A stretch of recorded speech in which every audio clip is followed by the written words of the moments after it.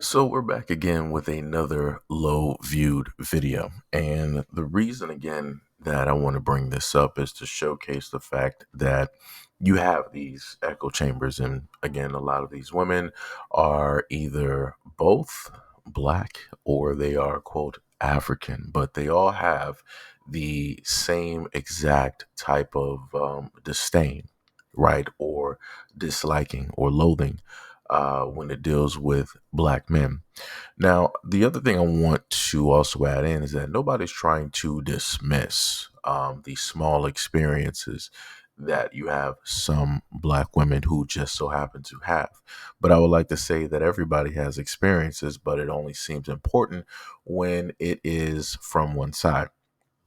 If a black man just so happens to have a negative experience or horrible experience with a black woman and he talks about it or lists or even showcases proof, he will be listed as he hates his own, he hates himself, he hates his mother. Just say that you don't want to be a father or in your child's life. Just say that you have something against, black women or yada, yada, yada. Right. So in that form, it will be seen as negative. Vice versa, if you have a black woman that showcases proof or evidence that she has had or is going through a negative experience with a black man, it is deemed as, she is telling her truth. She is being honest about the black man, the black male, the black men in general, and how it is that they happen to treat and see black women. So again, I'm doing this to showcase the fact that obviously we have issues here. And the only time that issues can get focused on or supposedly listed or fixed is when it only specifically has to deal with black men, right? Because for the reason black men are quote unquote problematic, have always been the problem and will always be the problem. But I would also like to note that no matter where you go on this planet, that the female species uh, will be the main majority. That is directly out here. So even when it deals with the black community, you're going to have more women than you will men. So I just want to put that directly out there just to showcase the fact that you have a few black women out here that may have experiences, but every single black woman, it's going to be a little bit tough because there's not enough black men out there to really just be like, oh, I'm just Mr. Negative. I'm this, I'm that. And now I'm going to impact your life in a negative or a horrible way so that now you have a basis or a stance for the reason why it is that you can say the things that you were able to state.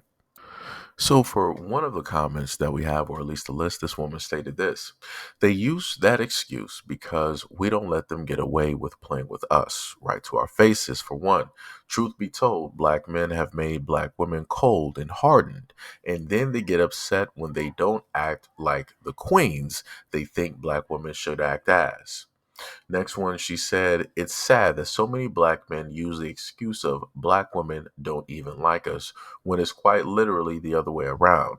We praise a black man and they have some ish to say. We pop up with a white guy ish to say.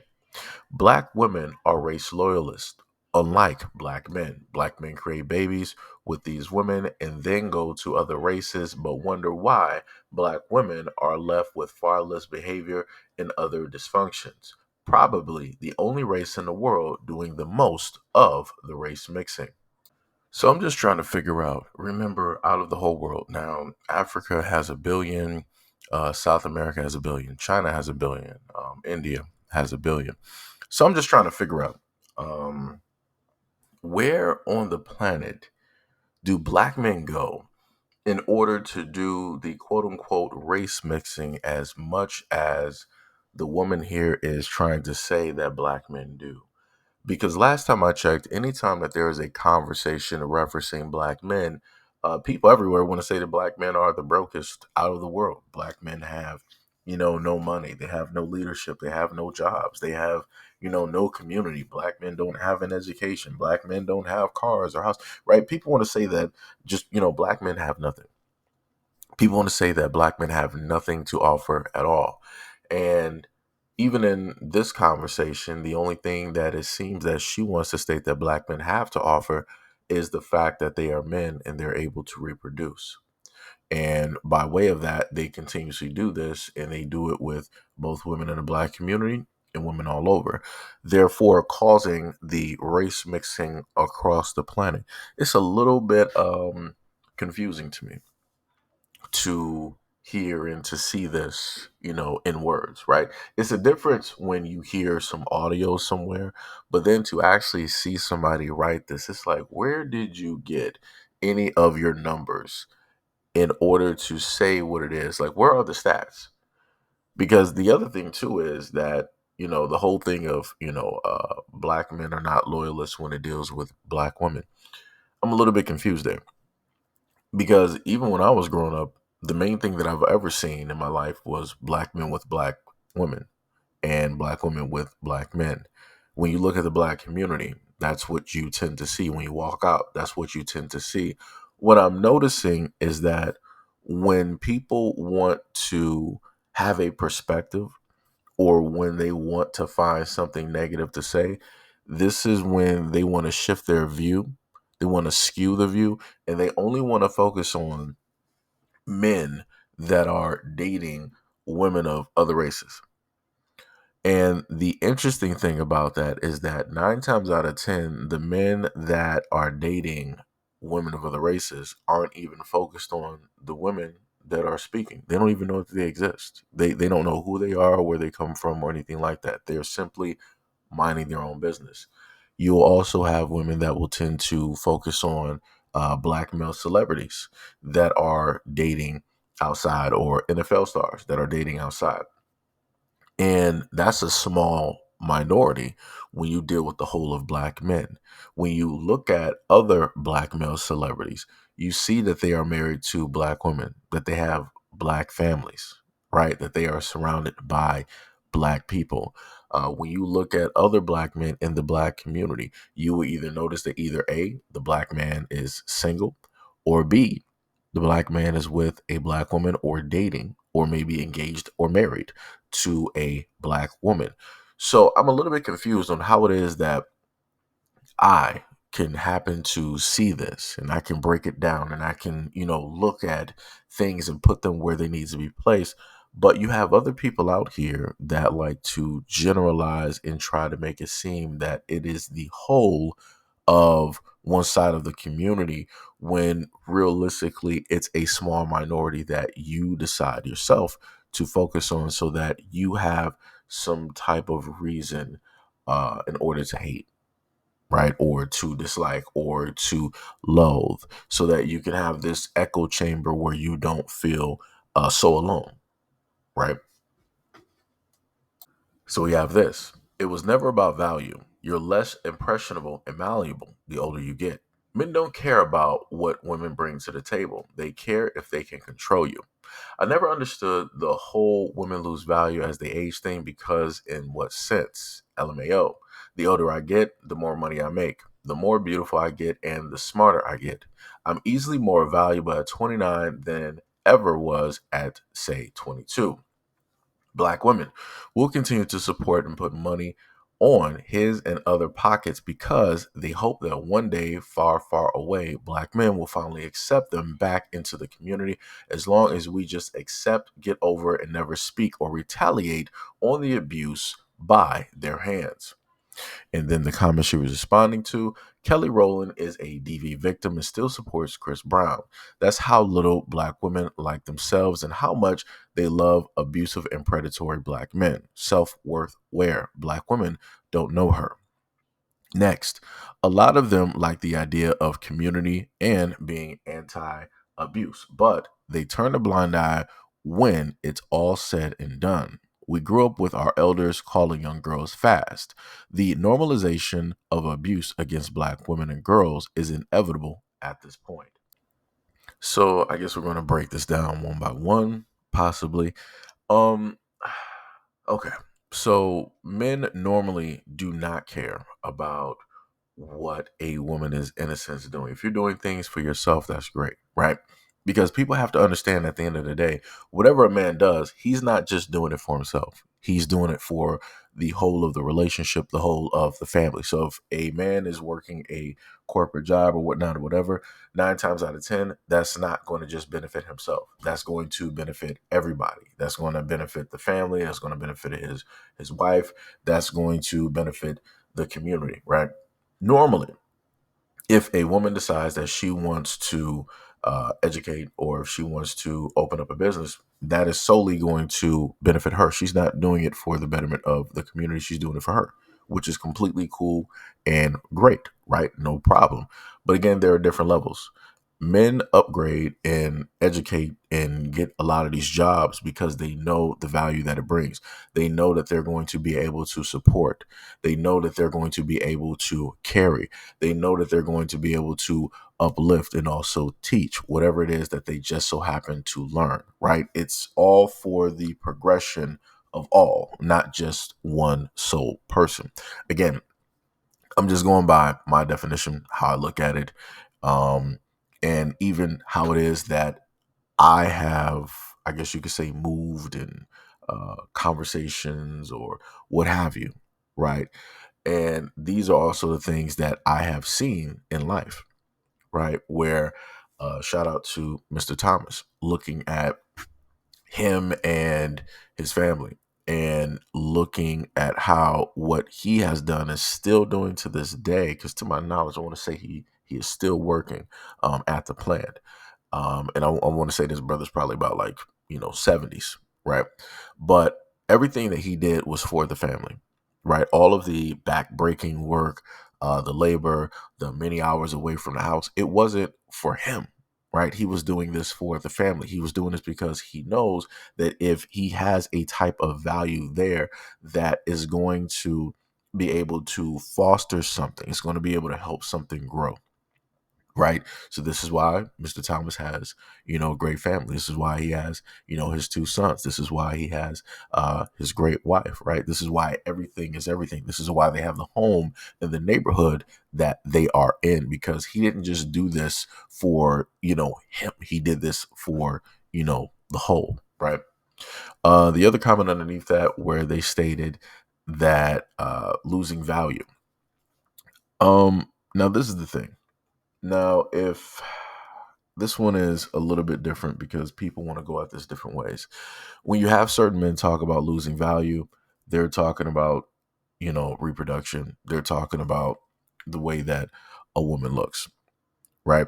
And that's on them. However, those guys happen to value and see things, that is specifically on them. For the whole, or for the rest of men directly out there, men value things differently.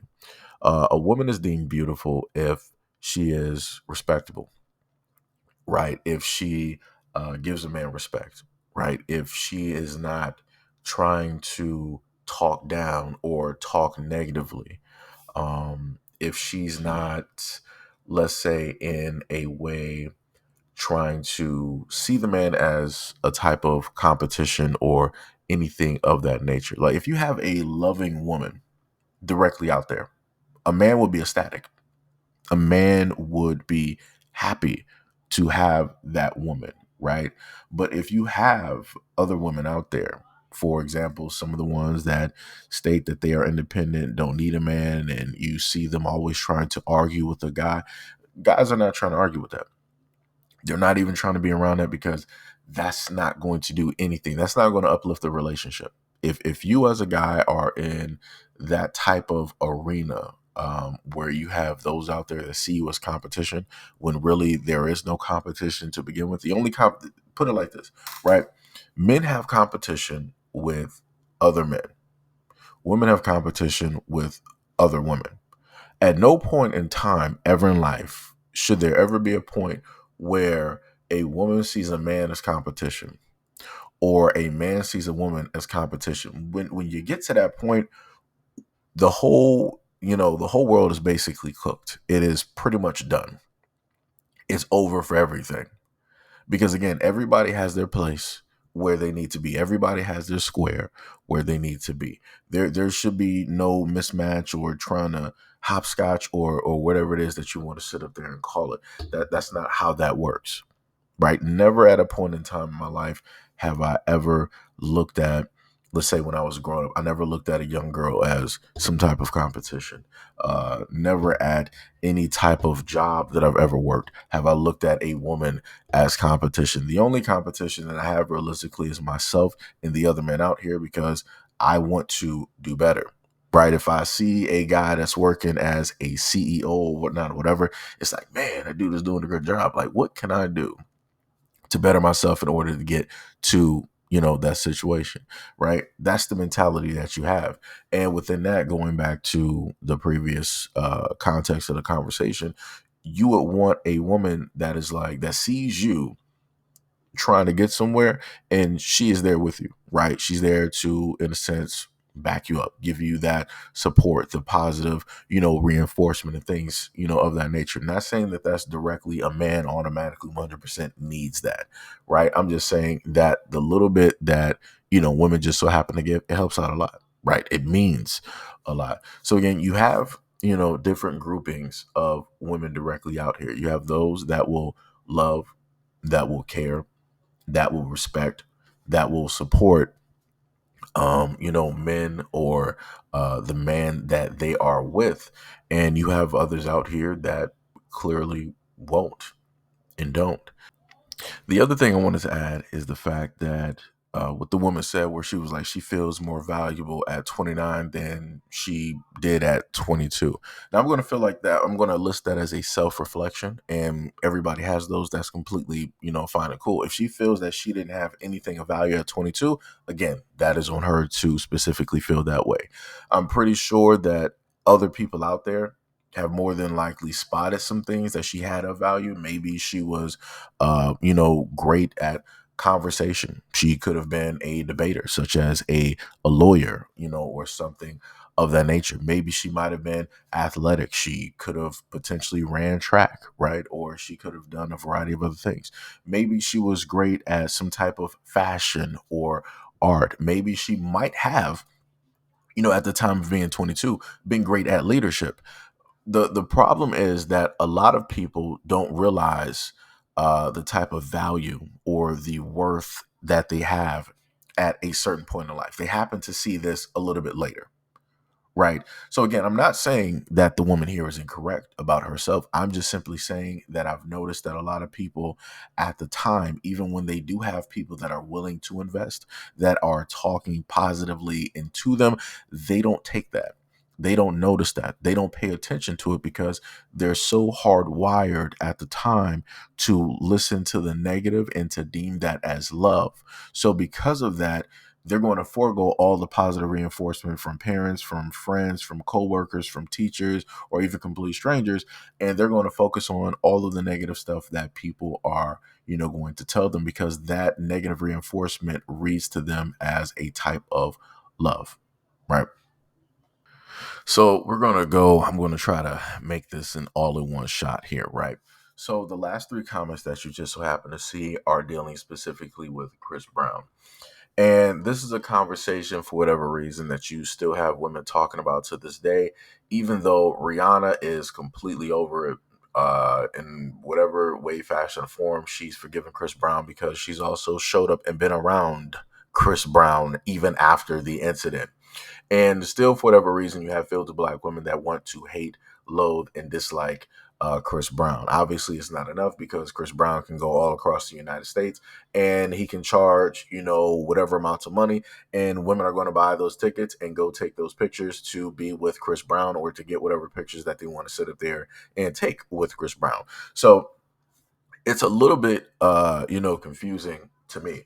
And the other thing is, as well, is that I love Kelly Rowland. Kelly Rowland is a very, very beautiful black woman who is married, who has a child or children. And if she decided that this is something that she wanted to do as a black woman, who are you as a black woman to try to condemn or try to talk negatively about her because you know of an experience that she had? Because what it seems like is that you're trying to use her experience as a point to say that, oh, because you went through this, you should never at all ever forgive a black man, or you should never at all support a black man if he did this. I want to also reiterate that when this took place, that Chris Brown Both Chris Brown and Rihanna were young. When they were dating, Rihanna was actually older than Chris Brown, if I can remember correctly. So it's a little bit weird to me. And it's a little bit odd to me to see um, this type of movement online still talking about Chris Brown. And then on top of the fact that normally in a lot of these cases, it's mutual combat. And that's the thing that a lot of people don't want to focus on or look at. People don't want to look at the aspect that you have women out here that are very combative and they like to cause arguments. They like to cause different types of fights. People happen to remember, or I'm sorry, not remember, they happen to tend to forget that during the time that this was taking place, that Chris Brown and Rihanna had this back and forth, he was driving. And somehow, some way, Rihanna saw his phone or whatnot, or whatever, and it was alleged that he was texting or talking to somebody else, or some argument about a conversation on the phone took place, and hits started being thrown. So I want y'all to understand that Chris Brown is driving. A car is being driven at this point in time, and one person decided to start, an altercation physically. But the main conversation that always takes place and happen is that people want to say like, "Oh, Chris Brown was this and Chris Brown is that," and all this other type of stuff. Again, Rihanna forgave this dude. She is completely over this. She is married. She got kids. She has a $1 billion business. Right? She is good. She is not on this. Chris Brown is not even on this. Again, you have to question yourself and wonder, why is it that you have groups of women that want to stick directly to a celebrity that they know themselves that they don't like, right? That they hate or loathe or whatever it is that you want to call it. And they want to talk about this person for years. It's been 10 plus years, I guess, or however long that has been since this has even happened, and we're about to be in 2030, and you still have women that are more than likely in their 30s and their 40s still talking about this. But yet you got all of these other men that are consistently doing things to women on an everyday basis, but they never get this type of time or shine from women like this. It's a little bit odd. It's a little bit odd. I know why it takes place, but then I don't know why, it takes place. Again, just saying. So, last but not least, this is where we are. One person said, "You don't underestimate how much they hate black women." Person wrote, "I refuse to believe that there are black men voting for the old white man over Kamala Harris unless they are being paid to do so." Underneath that, person stated, "The black community hates black women, period." Response, "The black community hates black lesbians so much. It's unsettling." Next, we have, "See how these broke types are laughing about a scenario that would have happened, choosing safety over having consensual relations with him and paying his rent. Dangerous black stand cities are the way they are because of bandits, and they feel like you deserve it," right? So again, I want to have people understand that when there are certain terminologies out there in conversations where people say black stands and bandits, those are individuals that do not like black men at all. Those are individuals that actually hate black men, because they want to use certain types of terminologies, just like the other counterparts that we have out here who have historically made names for black men and young black boys, right? So again, I want people to get into the process to understand where these people are and how it is that they think. I've brought you guys so many videos before showcasing the fact that a lot of women like this, um, tend to feel that black men all over deserve to be harmed by police. That black men, I'm sorry, young black boys all over the place deserve to get mistreatment and found elsewhere in the universe, by way of negative sources. So again, you have to understand where these people are, and I'm very happy that I was able to get the one comment down there where the woman stated that the black community, has a loathing or a dislike for lesbians. Because I want you to understand that a lot of the women here that are talking very negatively about black men, this is the crossroads, or this is specifically where they are at this moment in time, right? They are automatically for women. and against anything that has to do with black men and young black boys. It doesn't matter even if it is positive, right? They're not going to talk about it. They're not going to highlight it. They're going to make sure they see something positive. They're going to list 10 things that are negative that some other black men did, a yonder, yesteryear, a month ago, a week ago, or what have you, in order to substantiate a point that all black men or all young black boys are everything negative directly under the sun. And again, I understand that some people are going to state that, oh, well, how do we know that these are actually black people? It could be this, it could be that, yada, yada, yada. This is the point that we have gotten, right? That whenever we have instances like this, and I've seen this countless times, whenever I've, done videos like this and I've showcased and people um, have always asked, like, how do you know that these are black women?